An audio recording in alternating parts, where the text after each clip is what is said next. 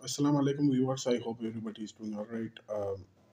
हमारा जो आज का टॉपिक है वो है कि सेक्सुअल डिसफंक्शन के बारे में, बल्कि हमारा जो चैप्टर है वो सेक्सुअल डिसफंक्शन है। और इसमें हमारे पास पहला टॉपिक है डिलेड एजुकुलेशन। ठीक है। यानी कि जो नफ्स होता है एक मर्द का, ठीक है। जिस तरह औरत की वजाइना होती है तो मर्द का एक पीनस होता है, मर्द का एक नफ्स होता है। तो उससे जो एजुकुलेशन है, यानी कि एजुकुलेशन का मतलब होता है जो उससे एक तो पेशाब निकलता है और दूसरा स्पर्म्स निकलते हैं। स्पर्म जो है वो देर से निकलते हैं, ठीक है। डिलेट यानी कि देर से निकलना। तो DSM-5 इसके बारे में क्या कहता है?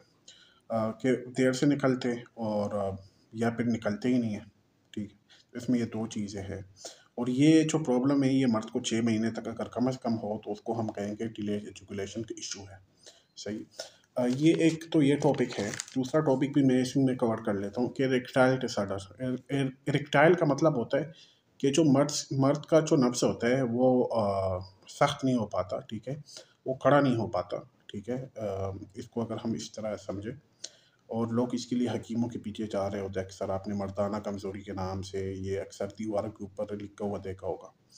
तो इसमें क्या होता है कि mark difficulty in obtaining erectile during erection during sexual activity. यानी कि जब मर्द कोई फ़िज़िकल रिलेशनशिप करते हैं तो उसके टाइम क्या होता है कि मुश्किलात होती है उसको अपना नफ्स जो है वो कड़ा करने में, ठीक है।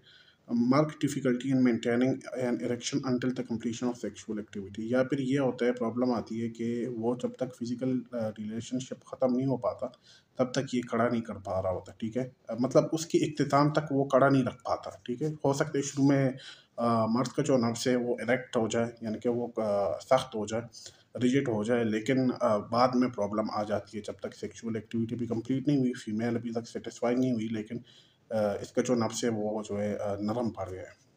अच्छा, अगला है मार्क डिक्रीज़ इन इरेक्टाइल रिजिडिटी। यानी कि बहुत ज़्यादा इरेक्टाइल जो है रिजिडिटी, यानी कि उसकी जो सख्तपन है, ठीक है। नफ्स को, एक सेहतमंद नफ्स जो होता है वो सख्त होता है, लेकिन इसका जो पीनस है, इसका जो वो जो मर्द की पेशाब करने वाली जगह है वो सख्त नहीं है बल्कि नरम है, ठीक है। और वो बहुत ज़्यादा, मतलब ना, पहले जैसी सख्त नहीं रही है, ठीक है। और ये भी, इसका भी जो क्राइटेरिया कम से कम 6 महीने अगर है तो फिर हम इसको इरेक्टाइल डिसऑर्डर देंगे। अगर आपको ऐसी कोई प्रॉब्लम है तो आप मुझे इनबॉक्स कर सकते हैं। और मज़ीद मालूमाती वीडियोज़ देखने के लिए मेरे चैनल को सब्सक्राइब करें। Thank you.